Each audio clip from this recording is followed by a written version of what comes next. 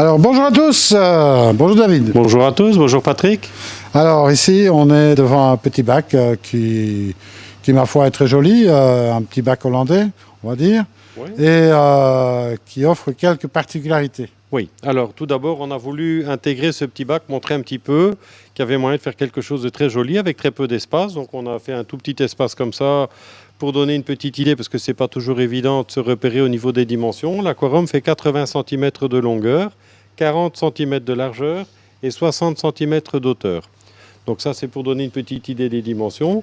On a fait ça ici pour montrer un peu aux gens que ça s'intègre très bien dans très peu d'espace, qu'il y a moyen de faire quelque chose de très joli même si c'est pas grand, d'avoir des poissons tropicaux, une très belle diversité. C'est vraiment un élément de décoration vivant sur lequel il y a somme toute très peu d'entretien s'il est équipé correctement. Bon, alors ici il y a quelques éléments particuliers. Oui, alors bon, au niveau filtration, là rien de bien particulier. Un filtre extérieur qui se trouve dans l'armoire, tout simplement. C'est pratique à l'entretien, c'est fonctionnel. D'un point de vue éclairage, il y a beaucoup de possibilités. Ici sont les éclairages de la gamme Aquael qui sont présentés. Il y a d'autres systèmes qui peuvent fonctionner.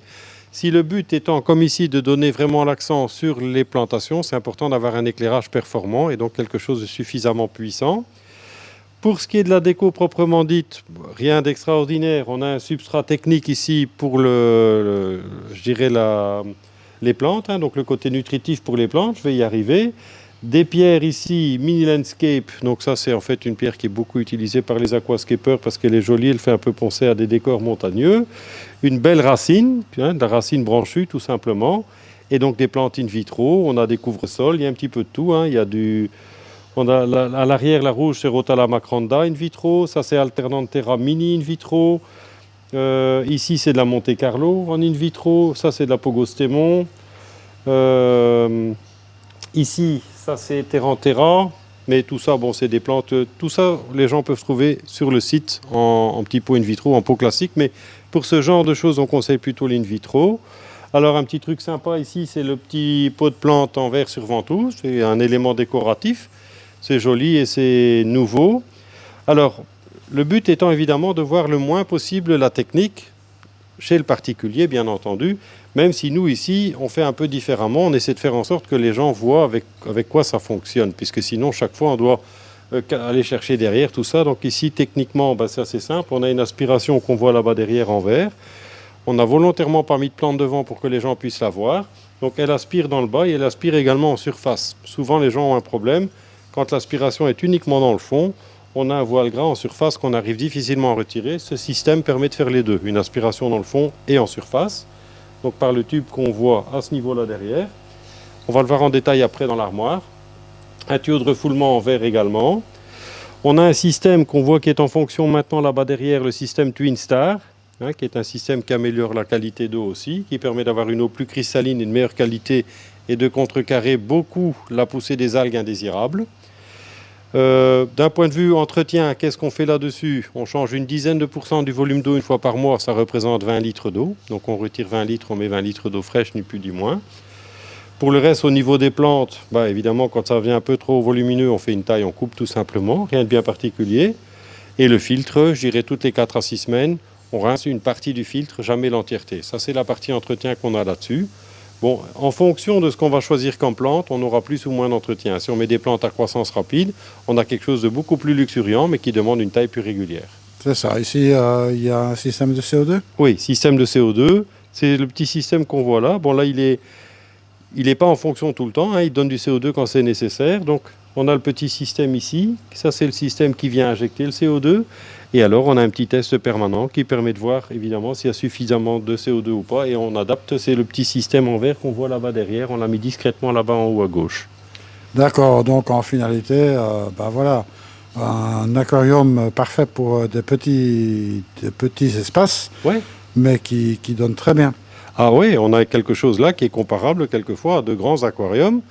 En ayant peu d'espace, on voit bien qu'il y a moyen vraiment de recréer un biotope. Ici, ce qu'on a mis dedans, dans les grandes lignes, à part quelques exceptions, c'est surtout des poissons sud-américains, donc Cardinalis, Amandae.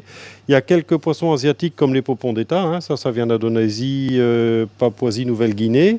Et alors, le botia qui lui est là pour manger les escargots, parce qu'évidemment, dans des bacs luxuriants comme ça, si on ne met pas d'ennemis naturels, ça peut devenir embêtant. Bon, et alors quelques petits nettoyeurs, quelques petits autosynclus, tout ça, et on se rend compte qu'au niveau entretien, ça se passe très très bien. Absolument, on va regarder un petit peu les accessoires en détail maintenant. Suivez-nous. Alors ici, on a un peu le détail des accessoires qu'on a pu voir dans le bac. Tout à fait. Alors, je vais commencer de gauche à droite. On a tout d'abord ici sur la paroi gauche les systèmes pour l'alimentation des crustacés, donc la petite coupelle qui est sur ventouse qu'on a pu voir tout à l'heure dans le petit bac à crevettes. Ensuite, on a l'équivalent, c'est-à-dire la coupelle avec un tube en verre. Donc ça permet directement de mettre la nourriture qui tombe dedans et qui se retrouve dans le centre de la coupelle, bien entendu. Donc ça, c'est majoritairement pour les aquariums avec les crustacés d'eau douce, même si ça peut fonctionner pour d'autres choses. Hein. L'idée, au départ, ça a été mis en place pour ça, mais ça peut servir pour alimenter d'autres types d'animaux, pour éviter que la nourriture n'aille directement dans le sable. J'ai même des gens qui utilisent ça pour de la nourriture vivante, par exemple. Hein. Ils donnent des verres de vase, ils les mettent là-dedans, les poissons viennent les chercher là. C'est pas un problème. Donc ça, c'est pour cette première partie-là. Là-bas, dans le fond, on voit d'abord donc les numérotés de 1 à 6, tous les accessoires qui permettent le test permanent du CO2, donc différentes tailles, différents volumes. Donc là, le principe est simple. La couleur du réactif qui s'y trouve change en fonction du taux de CO2 qu'il y a dans l'aquarium. Donc ça donne tout de suite une idée si le réglage du débit du CO2 est adapté ou pas, s'il faut le diminuer ou l'augmenter.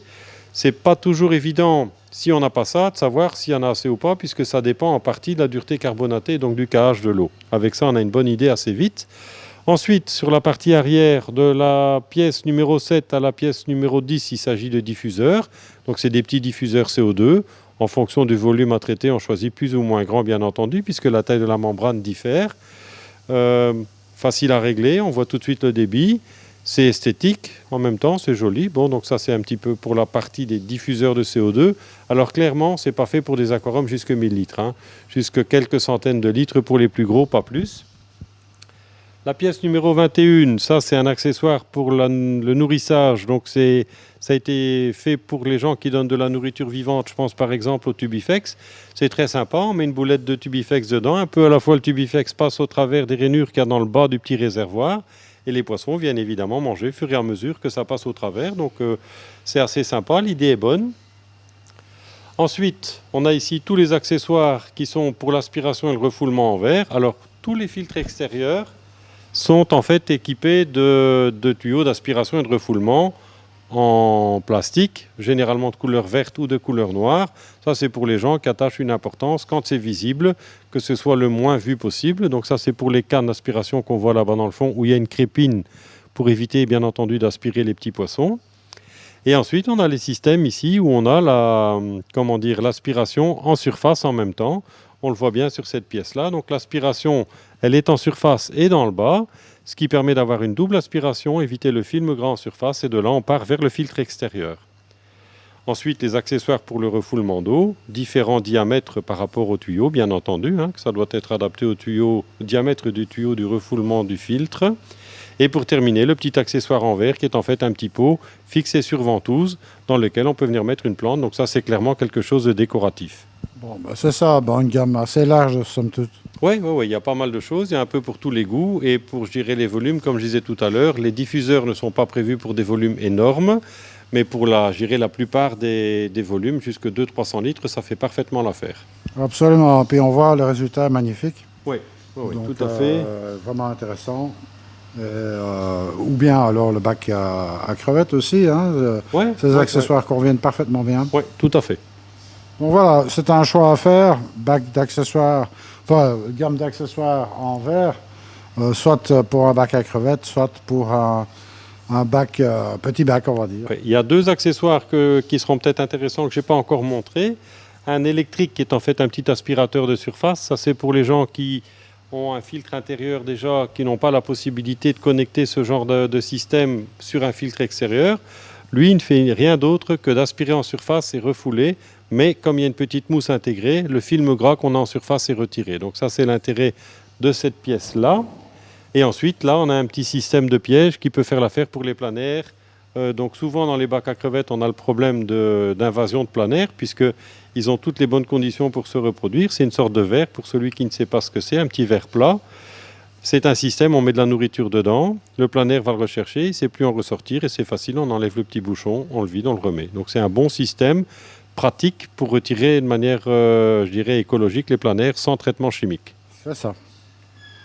Eh bien, David, je te remercie pour toutes ces explications. Avec plaisir. Et puis nous, on se voit très bientôt dans une autre émission concernant les nouveautés Oui. dans l'aquariophilie. Voilà. Hein, avec un petit peu de chance, on a pas mal de choses qui doivent arriver en nouveauté, des nouveaux modèles d'aquarium, tout ça. On ne manquera pas de les présenter. Exactement. Là-dessus, moi, je vous dis salut à tous et puis surtout, ne soyez pas sages. À bientôt. Au revoir.